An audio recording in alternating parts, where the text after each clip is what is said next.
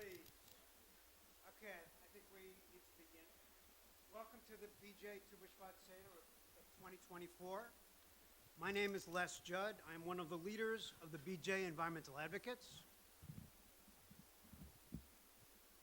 This year, we are working on a project to educate ourselves and the congregation about the connections between food and climate. Food production, distribution, and disposal accounts for approximately 30% of all greenhouse gases which cause climate change. Approximately 40% of all food produced in this country is never eaten and ends up in landfills where it emits methane, a very powerful greenhouse gas. The choices we make about what foods we eat, where we buy our food, and what we do with our food waste make a big difference. I hope this Tu B'Shvat Seder will help us appreciate God's creation and our responsibility to care for it. Thank you. I'd like to introduce Kiana Davis, our Social Action Director. Thank you. Hi all, pleased to be here with you tonight. Just so folks know a couple logistical things. We're using the mic not to amplify our sound, but so that folks live streaming from home can hear those of us up here very well. On the note about food waste, I do want to make a quick announcement about our compost. We compost here at BJ. We are a community composting site, which means folks can drop off their compost outside of our 89th Street building 5 days a week. For this event, what's important to know is that anything that is edible can go in the compost, as well as your paper waste. So your plates and your napkins, even if they are dirty, can also go in the compost. Our silverware and plastic cups, the little ones on your table and the ones we're using to drink, cannot. So those either need to be recycled or thrown in the garbage. If you have questions, let me know. And those are not recyclable, unfortunately. In order to avoid waste, we don't have every type of juice and wine for every single table, so please be patient when there's a direction to have white wine or have white grape juice. We'll share amongst the tables and we'll come around and pass out accordingly, okay? I'm gonna hand it off to our amazing rabbinic fellow, Anina Dasa, who's gonna be leading us in our Haggadah and Seder tonight. Okay. Hello, everyone. We're going to start with some singing. I know you're eating, but if you're not, please join in. You can find words on the back of your Haggadah. Hine ma tov u'manayim shevet achim gam yachad. הנה מה טוב ומה נעים, שבת אחים גם יחד. הנה מה טוב, שבת אחים גם יחד. הנה מה טוב, שבת אחים גם יחד. הנה מה טוב ומה נעים, שבת אחים גם יחד. הנה מה טוב ומה נעים, שבת אחים גם יחד. הנה מה טוב, שבת אחים גם יחד. הנה מה טוב, שבת אחים גם יחד. Here we all are sitting together, Shevet Achim Gam Yachad, as siblings. Welcome to the Tu B'Shvat Seder of 2024. I'm really excited to be here. My name is Anina.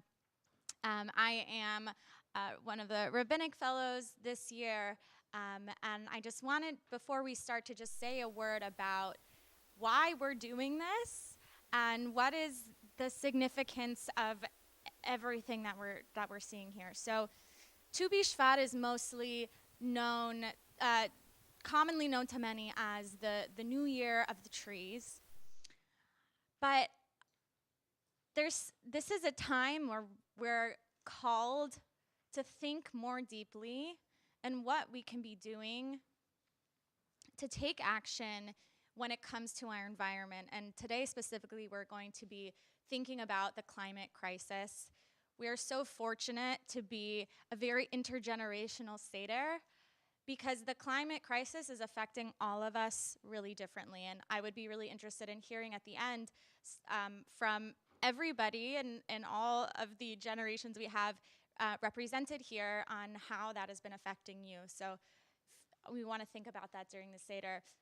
Something that's really important is the idea of ritual. And what ritual is we are taking certain things, certain foods, certain melodies, certain words, and we are embodying something really holy. And so what all of this is just reminding us the holiness that we're doing, reminding us why we're here and what our purpose is. And so I invite all of you to, when we're eating the food and when we're thinking about these things, to just take a minute, maybe a little bit more than, the focus that you had like in school the last hour, or, when you were just talking to someone, like maybe just take a little minute and think about the food that you're eating, maybe really taste it, really take in that moment more than you normally would, and give the kavod to the Tu B'Shvat Seder. So I just want to remind everyone, if you were given a number, you are a reader. And so if you have one of those, just look, see what number you are, and I'll tell you when it is your turn. Okay, so welcome. We are on page 1. Reader number 1, where are you? Wonderful. Can you please do the first reading for us, nice and loud? Oh, I'm so sorry. Okay, I will. You know what? I'm going to read the first thing. What? You're good? Okay. The Torah tells us that while humanity holds the capacity to spoil the creation, it also holds the possibility to heal and restore it. The world becomes whole if we take the divine law and the obligation to finish the world seriously. Thank you.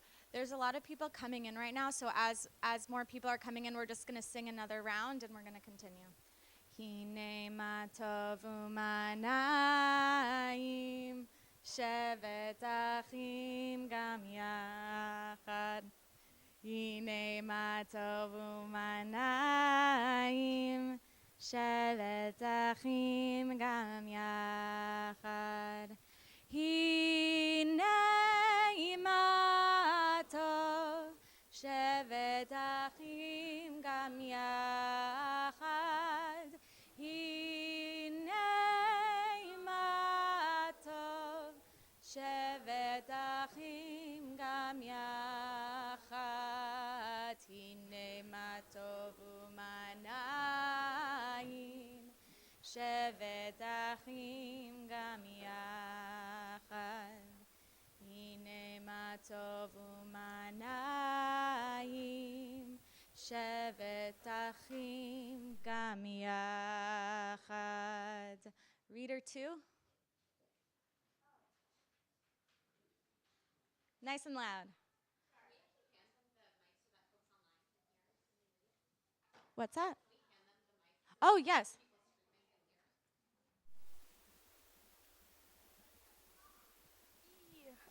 Okay.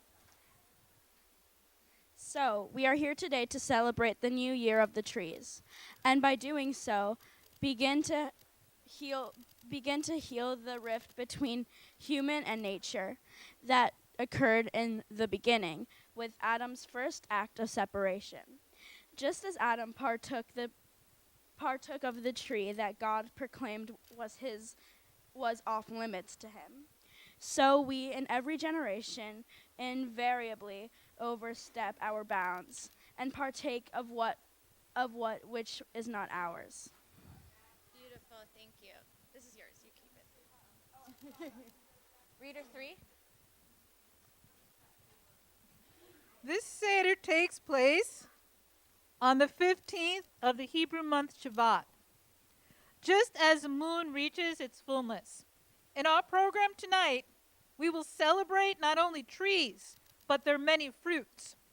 During this Seder, we will eat as many kinds of fruit as we can, because each new and different kind of fruit is an important opportunity for another blessing. The more fruits, the more blessings. The more we can help prepare ourselves and the world. Reader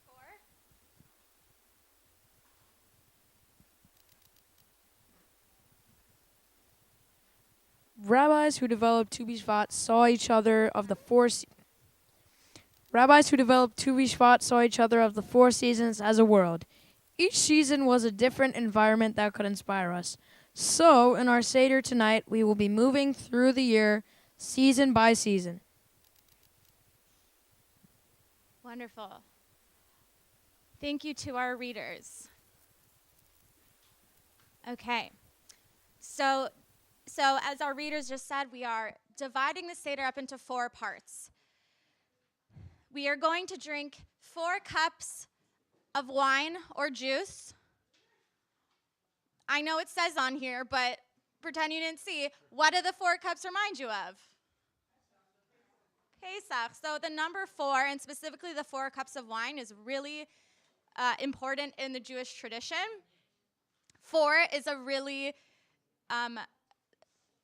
it's a number that is holy and that the Kabbalists have a lot to drash from it, to expound. So we are going to begin with the cup and with the season of winter. So if you have your white wine or white grape juice, we are going to begin to pour. While we're passing around for you to pour the white wine, we're just going to sing. Hine ma tov u'manayim shevet achim gam yachad. Hine ma tov u'manayim shevet achim gam yachad. Hine ma tov shevet achim gam yachad. Hine ma tov shevet achim gam yachad. Hine ma tov u'manayim shevet achim gam yachad.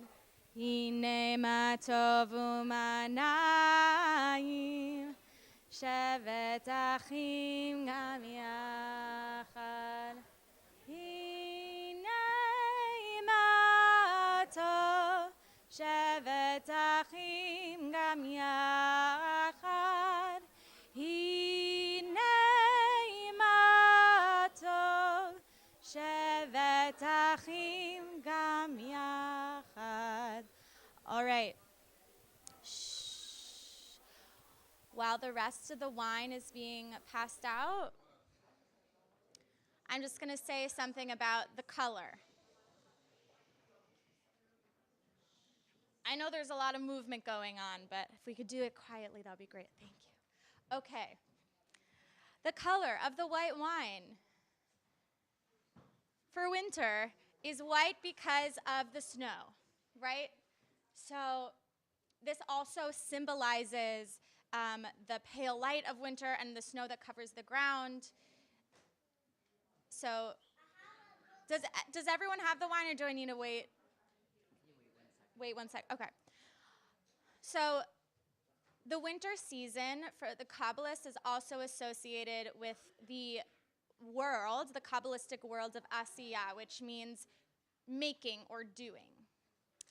So Asiyah, the wine is going to correlate with the fruit. So the wine is white like winter, and the fruit that we're not going to eat yet is going to kind of also symbolize this season of winter, because it is hard on the outside, like the crust of the earth during this time of winter and the cold, and it's soft on the inside, representing winter. So for our winter, we are going to start with saying a bracha, a blessing for our cup of wine. So hold up your white wine. Baruch atah Adonai Eloheinu melech haolam borei peri hagafen.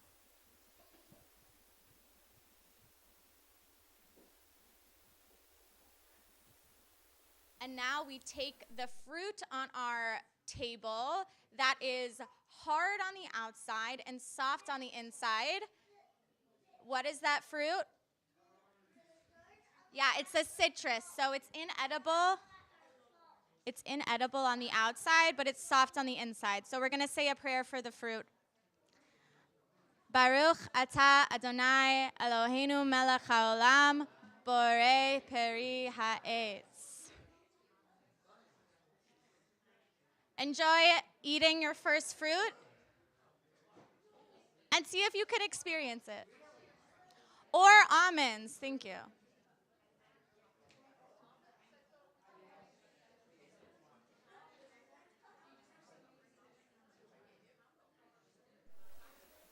So almonds are also considered one of the fruit because the shell is hard on the outside, but the fruit is, but we don't have them in the shell. So the almonds are also part of the winter fruit because of the shell. We got enough. Enough for each one. Anina.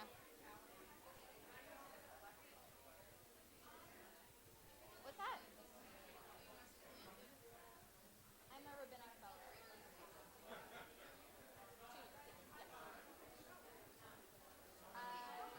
For the high holidays I started. But I'm around. My name means like God answered, or please answer me. Thank you. Thank you. Yeah. Okay. Yeah.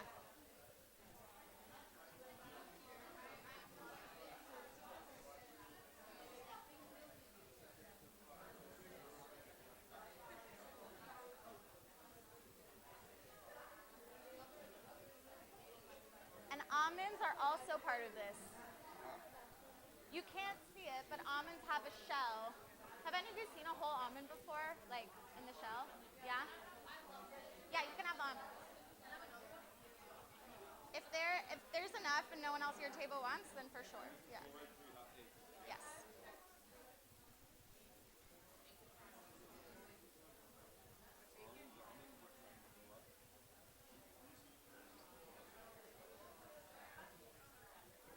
Hello. The almonds are also winter fruit because of the shell on the outside and then the fruit of the almond on the inside. So almonds also. Oh, great. Okay.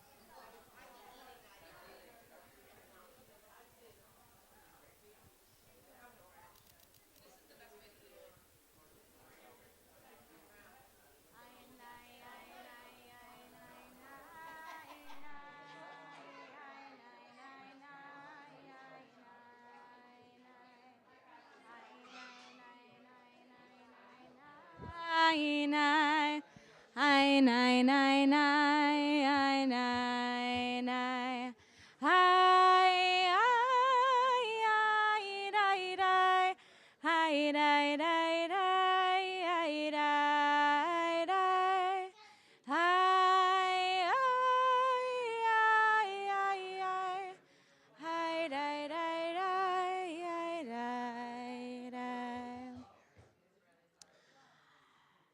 Okay. When God created Adam, the first man, God took Adam and showed him all the trees of the Garden of Eden. And he said, "See my creations and how beautiful they are. Everything I created for you. Make certain that you do not ruin my world. For if you destroy it, there will be no one to mend it after you." So something we're going to think about before we start our next season. What does it mean to have responsibility over something? What can we do to take better care of the responsibility that God gave to humans? We're going to come back to this at the end when we all talk together. All right, spring, part 2. All right, we're going through the seasons. We had winter and now we have spring, and as the sun thaws the frozen earth, the hillsides redden with flowers, and we get this beautiful color where we will now pour a drop, really like a little goes a long way, a drop of the red wine into the white wine to show that beautiful color of spring. So let's take a moment to now pour. If you need to replenish your white wine, you can do that, and then pour a drop of the red into your white. And I'm looking to see who gets the best color, so. It's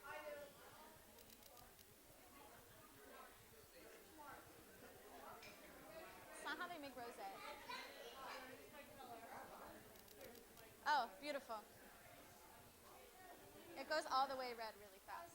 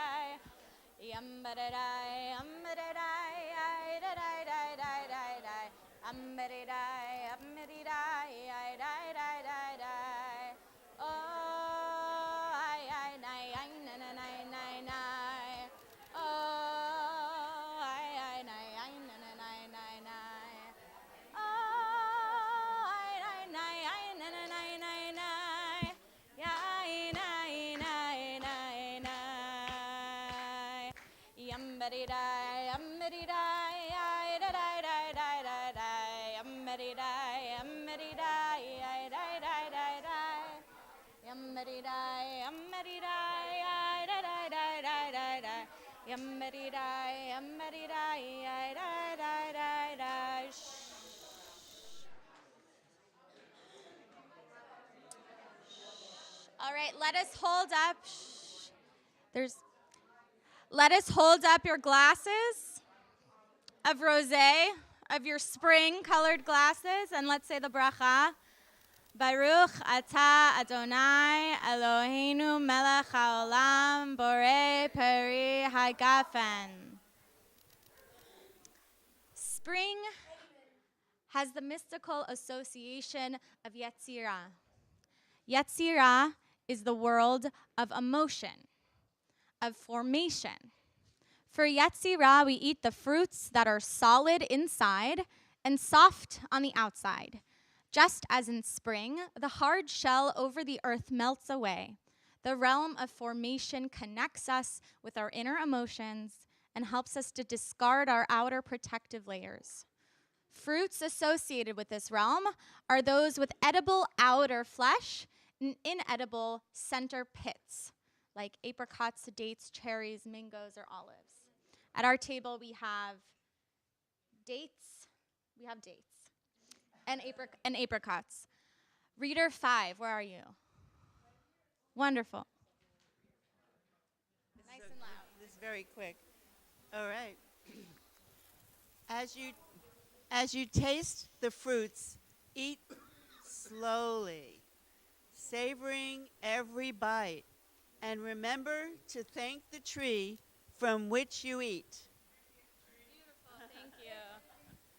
And with that, Baruch atah Adonai Eloheinu melech haolam borei peri ha'etz. Enjoy your apricot and your date. And I will do it too.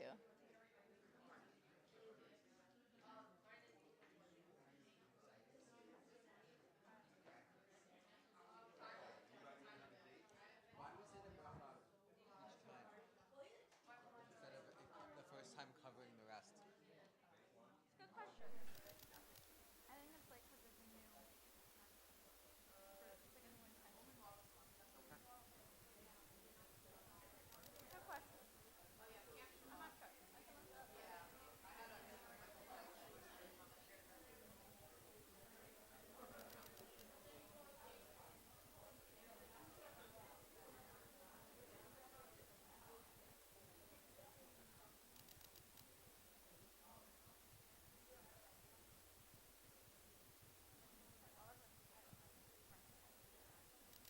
Okay. While everyone is quiet and eating, I'll continue on. Our next cup of wine, our next part is summer. We've got the bloom, and now we've started, the sun is going to start coming out. This is the season where vegetables and fruits are abundant, and we are reminded of the richness of life. Who is our sixth reader? Yes, great. The third cup and the season of summer are linked to the third mystical realm, Be'irah. This is the realm of divine creation, of thinking something into existence, the way God created the earth. This manner of divine creation is the transition from potential to reality. As we move from pale white wine, adding darker and darker red wine, we show a shift from potential to reality. Wonderful, thank you.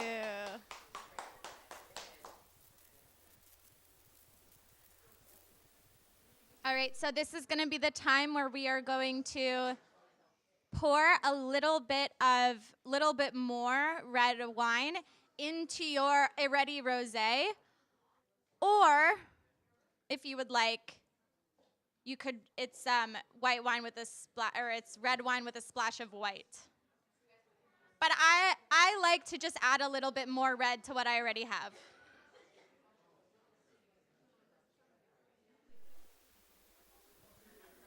You guys don't have.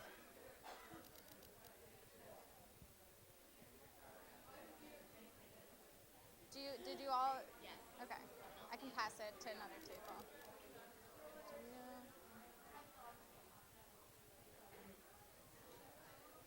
Do you need more? None of you have. Do you want or? Let me get it. Great. And let me see if I can find a white. Can I take that when you're done?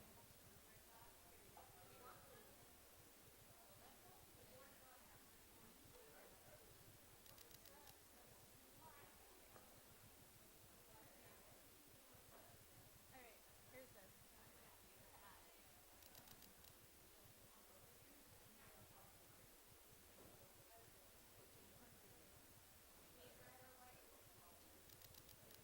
Red. Red and white.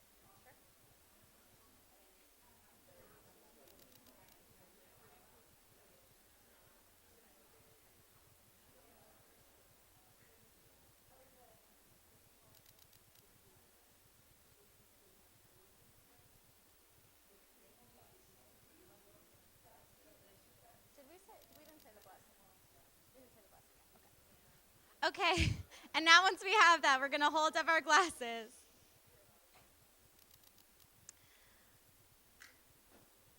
Baruch atah Adonai Eloheinu melech haolam borei peri hagafen. L'chaim.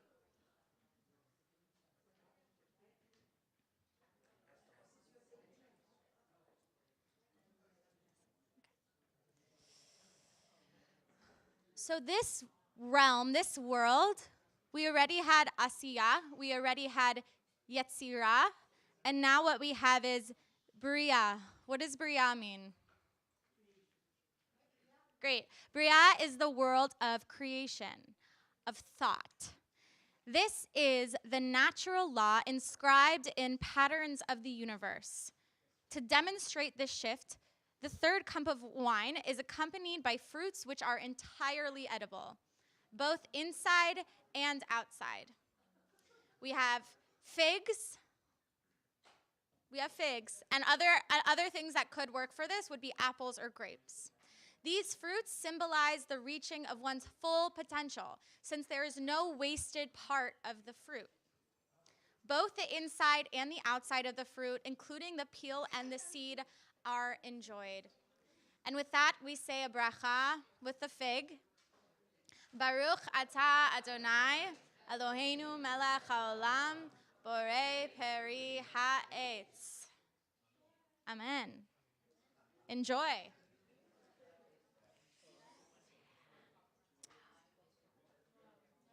While we enjoy the fig, I want us to enjoy it silently while our reader will do it. And the silently isn't just so we can hear our reader. I actually want us to spend a moment really tasting it and imagining the textures of the entire fruit. Who's our reader 7? Great.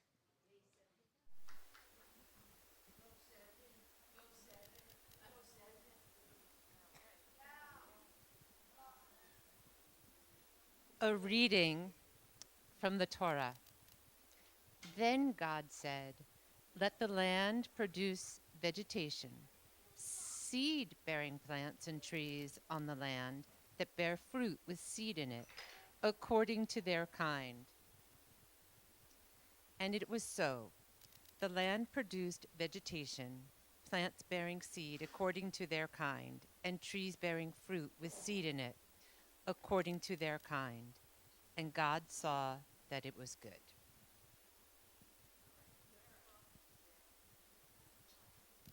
Beautiful. Thank you, number 7, Sarah. Okay, so even if our mouths were as full of song as the sea, and our tongues as full of praise as the waves, and our lips as full of gladness as the expanse of heavens, and our eyes as brilliant as the sun and the moon, and our hands as outstretched as eagle's wings, and our feet as swift as the hind, we could still not thank you enough for even one of the thousand of thousands and myriads of goodness that you have bestowed upon our ancestors and upon us. We are now at part 4. Our last season. We have arrived at the final season of our Seder's year. Fall's vibrant colors and fruits ripening on trees are reflected in the deep red cup of wine. So now we will fill our cups with just red wine to symbolize the richness of the colors of fall.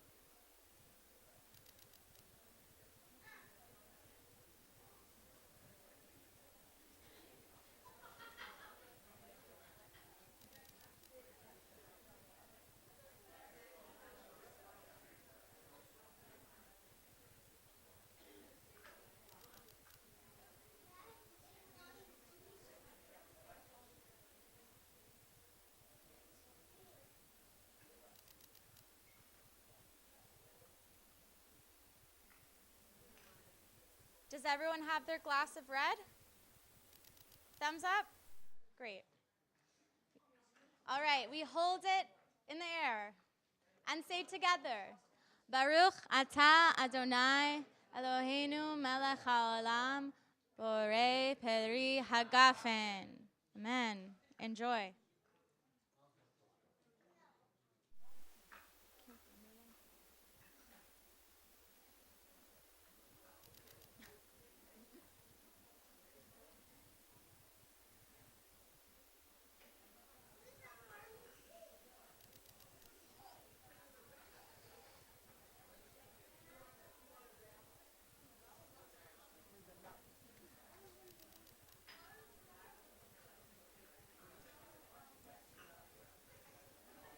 Okay.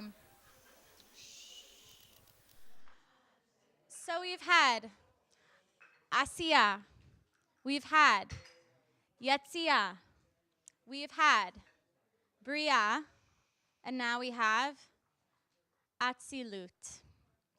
Atzilut means emanation or spirit.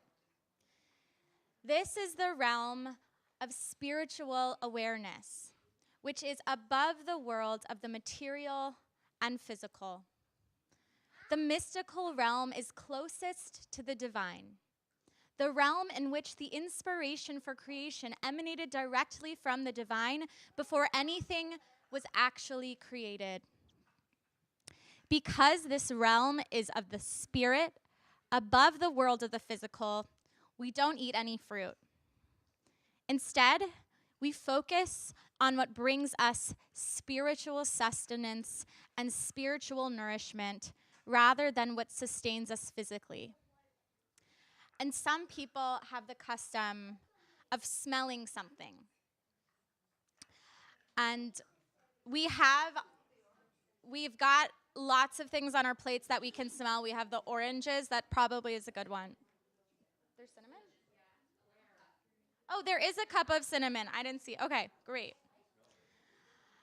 There's a cup of cinnamon, and together we're going to say the blessing for smelling. Baruch atah Adonai Eloheinu melech haolam borei minei besamim.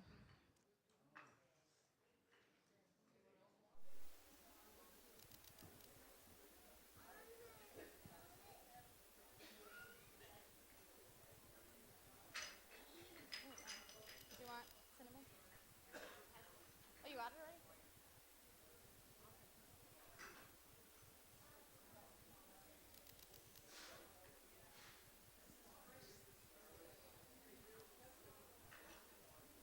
Wonderful.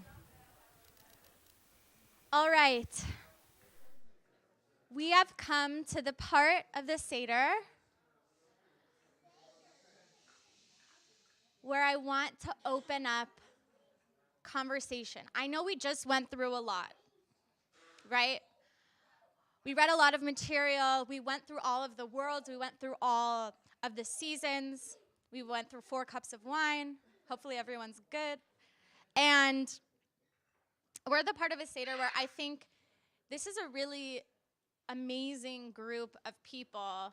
How we have from ages 2, I don't know how old the oldest person in the room is, but if you think you're that person, kol hakavod. We have a really expansive range. And I think it's such a beautiful opportunity for us to be in conversation. So we're going to take this moment. So if you turn to the page that says closing and conversation,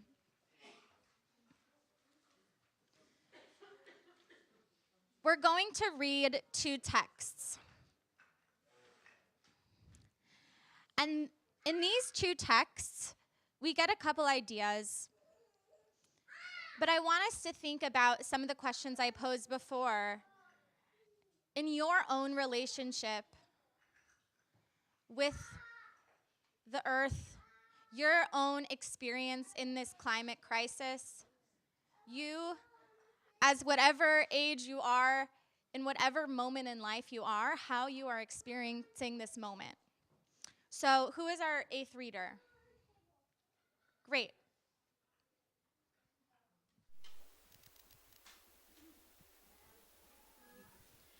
Rabbi Shimon bar Yochai taught a Rabbi Shimon bar Yochai taught a parable. Men were on a ship. One of them took a drill and started drilling underneath him. The other said, "What are you doing? You will sink us." The man replied, "What do you care? Is this not underneath my area that I'm drilling?" They said to him, "But the water will rise and flood us on this ship." Thank you. Okay, who's number 9?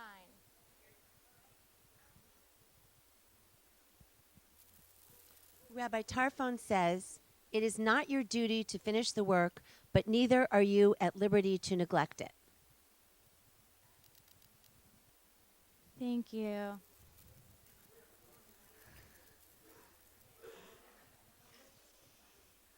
So we're going to take a moment to think.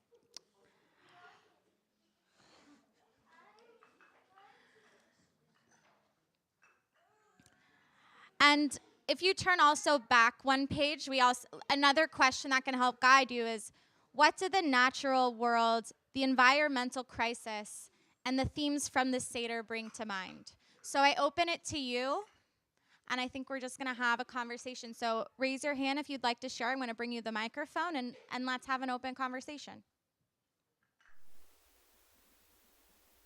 And say your name before you share, please. Thanks. Hello? Okay. So I'm Ira, and I found this statement, this parable by Shimon Bar Yochai really represented to me what's going on in the world today. The idea that we can live our lives, we can consume, we can not worry about the rest of the world, and then we can maybe make a contribution, but we're drilling our own little hole, and we're not, or somebody's drilling a hole over there, and we're not really worried about it. And I thought, we're all in this boat together, and if the boat sinks or if the boat is flooded, some people will have more resources than others, but we're all going to be in deep trouble. And I thought it was a beautiful parable to sort of say, why are you worried about what I'm doing? I'm doing it for me. It doesn't matter. And I feel like, and I'm sure many of the people in the room do, our earth is on fire. Our world is on fire right now.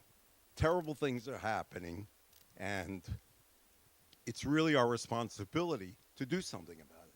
And whether it's changing the way you eat, changing how you buy things, whatever it is, and there's a list that was compiled of things we can do, we really have to think about this because our world is very precious, and we have to think about the future as well as the past. And I found that parable a beautiful and evocative piece of this Seder. And thank you for including it. Thank you, Ira. Not a speech, like in class. Along the lines of what Ira said, I'm thinking that there are some people who, shall we say, are drilling a lot harder than others. I mean, a lot of the environmental devastation is being driven by huge companies, by militaries of certain countries, by some very, very wealthy people, like who have private planes and like these huge orchards of nuts that are drawing water away from everything else. I'm trying to think, I'm a vegan. I use public transportation. I don't know what each individual can do that's enough, because the whole idea of carbon footprint was invented by British Petroleum in order to take the onus off themselves. All right. Okay, can you hear me now? Okay. What I was saying is that there are some people who are digging the hole a lot deeper than others. I mean, most of the environmental devastation is caused by a few extremely wealthy people and some gigantic corporations and like military organizations. And I'm not sure what we as individuals can really do even collectively. I mean, the whole idea of carbon footprint was invented by British Petroleum in order to say, hey, it's on you, not on us. And I'm a vegetarian, vegan for almost all my life. I don't have a car. I use public transportation. I'm not sure what we as individuals can do, or even what collectively we can do. I'm in a bit of a, I'm terrified, frankly. That's what I have to say.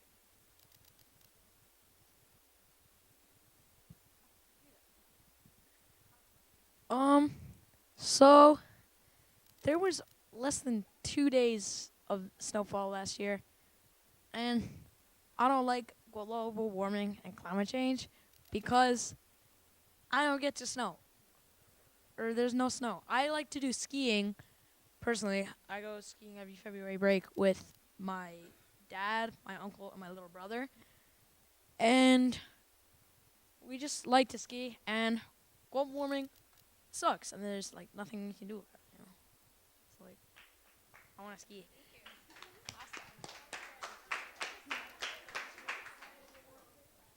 Anyone else? Yeah.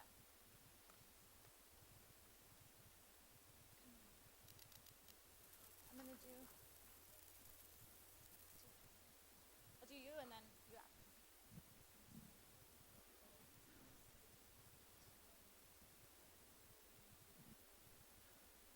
On October 10th, 1985, I came to this room with 8 or 9 other people to take the first class in the theology of Abraham Joshua Heschel, taught by Marshall T. Meyer, the new rabbi at B'nai Jeshurun, his mentor and teacher at JTS. And one of the things we learned in that class was that God created us to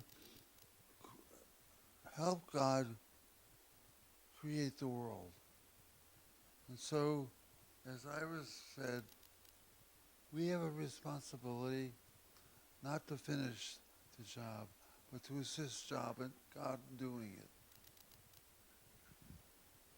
Thank you. Beautiful.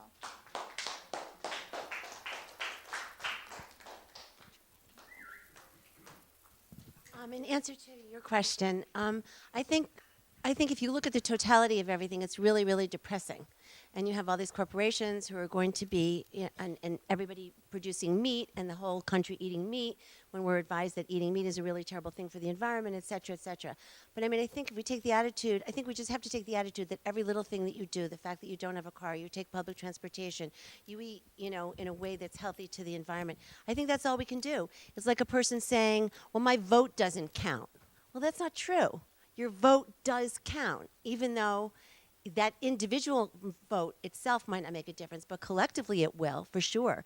So whatever you're doing and whatever anybody else chooses to do, I think we just have to look at the positive side, because if we look at the negative side, we're going to be really depressed. And I think it makes us feel better to just do something, and then maybe events like this and your committees, maybe more and more people will learn about how to protect the environment more, and then more people will jump on the bandwagon, and maybe there's a chance that we will have an opportunity to keep our life and our planet in good order. So I don't think you can look at what isn't being done. I think the only thing we have to focus on is what we can do and what is being done. So that's what I think.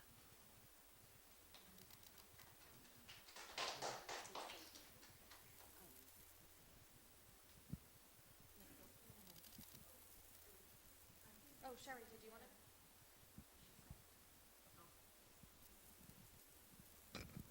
Hi there. There is something that I do that I think helps somehow. We don't need another sweater, another red sweater, another green pair of pants, another pair of black boots, or another black raincoat. And I really try not to buy a lot of stuff. And if you know, I'm just advertising a little, the Buy Nothing group, there must be one around here.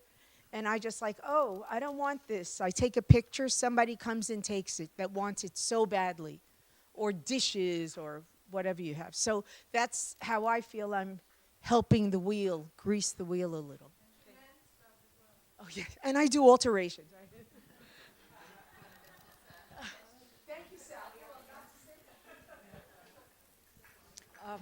Hi, my name is Ellen, and I wasn't going to say anything, but Judy inspired me. She mentioned people think their vote doesn't count, so that's going back to politics.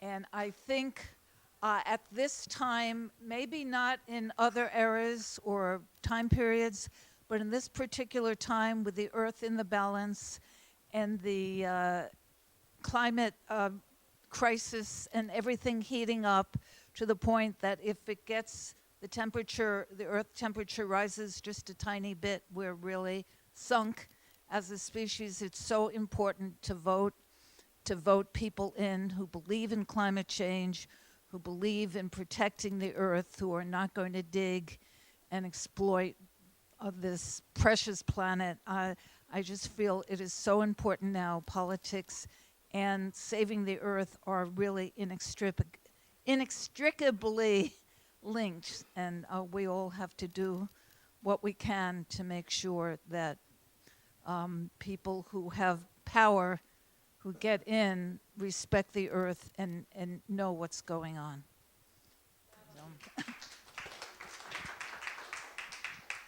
Are there any seventh graders who want to say anything else?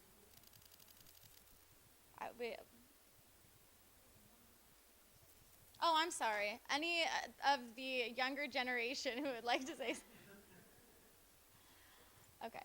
Think about it, because we want to hear from everyone. And thank you for...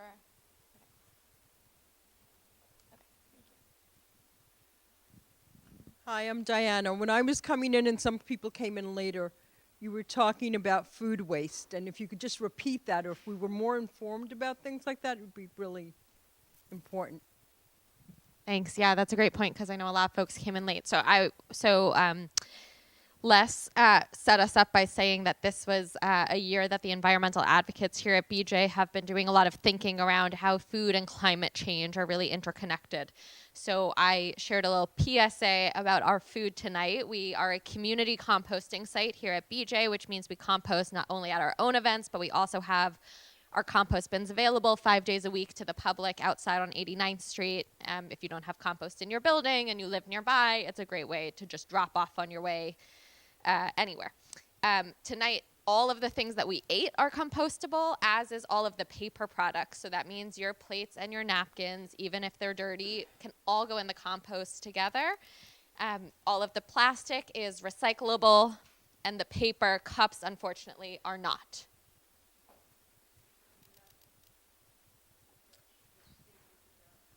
Yeah, Les, do you want to repeat that?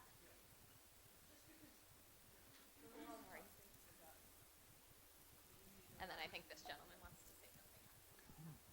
So the food production, distribution, and disposal account for approximately 30% of all the greenhouse gases produced in the world.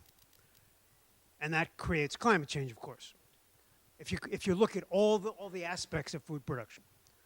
And then 40% of all the food we produce is never eaten. It goes in the garbage. It ends up in a landfill, and it emits methane, which becomes a very powerful greenhouse gas. So food, in just that aspect, is extremely connected with climate change.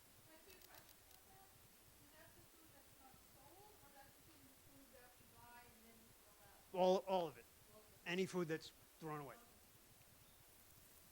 I just want to make a quick plug, especially because I know folks might have to leave soon, especially some of our students who are joining us. The Haggadah was organized by the members of the BJ Environmental Advocates and Anina, as well as the sheet that Sherry is passing around, which she actually compiled, which has some resources, some really easy tips of things you can do, and shares a little bit of the statistics and information that Les was just saying. Thanks. Well, hi, I just wanted to, I guess, remind everybody that, focused efforts of volunteering, if you have the time, the many good organizations out there to help out with climate change, population connection, Nature Conservancy, Environmental Defense Fund, Sierra Club, et cetera. So yeah, if you just Google it, climate change, volunteering. I'm sure you'll find a lot of rewarding things that you can do as well.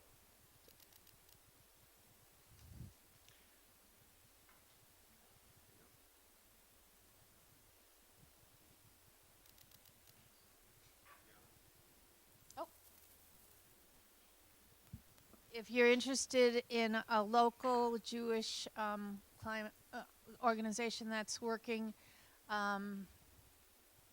yes, that works on the Upper West Side and focuses on particularly on New York State and New York City, where we can have the most impact. The name of the organization is JCAN, which stands for Jewish Climate Action Network. You can just Google JCAN or Jewish Climate Action Network. We'd love to have everybody join or at least subscribe to our newsletters so that you can be more informed. And we've worked very hard to make New York State is now actually has passed enough legislation to make us really the leader in climate work in the country.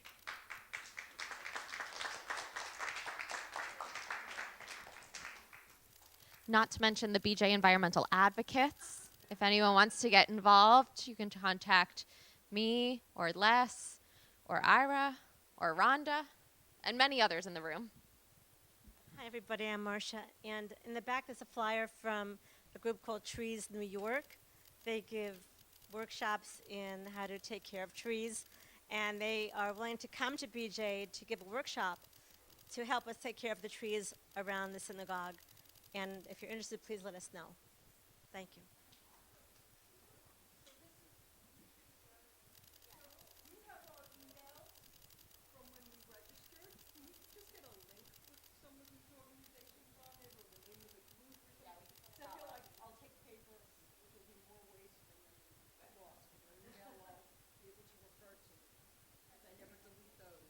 Okay.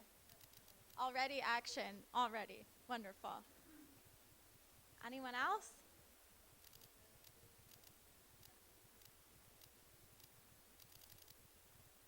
Should I close? Okay. I just wanted to share one thing. Unfortunately, most of our Havarim students, our 7th graders, had to leave. But last week, I actually met with them and shared a story, a little parable that probably most of you have heard about the little girl walking along the beach, and there's starfish scattered all about, and she starts picking them up one by one and throwing them back into the water. And an older man comes by and says, "What's the point? You're never going to be able to get all the starfish rescued." And she picks another one up and throws it in the water, and she says, "The point is, it matters to that one." I think this speaks a little bit to what you were sharing before, that it's not just, and I want to agree that I think there's a big picture action that needs to happen. There's organizing and legislation and major advocacy efforts that need to continue to happen, because these large global corporations are really bearing the brunt of the responsibility. And, not but, and our individual actions also still matter.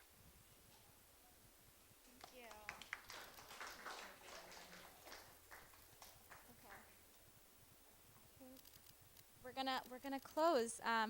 We'll sing. Okay, we're gonna sing, and then we'll. People, don't forget to compost what you can and help us clean up. It's in the back over there. Oseh shalom bimromav,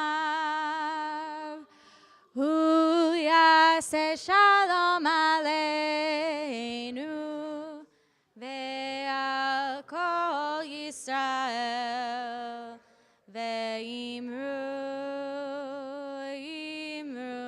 amen. Oseh shalom bimromav, hu yaseh shalom aleinu, ve'al kol Yisrael, ve'imru, amen. Yaseh shalom, yaseh shalom. Shalom aleinu ve'al kol Yisrael. Yaseh shalom, Yaseh shalom. Shalom aleinu ve'al kol Yisrael. All right. Laila Tov, everyone. Please help clean up. And it was so lovely to meet all of you. Yeah. Thank you so much.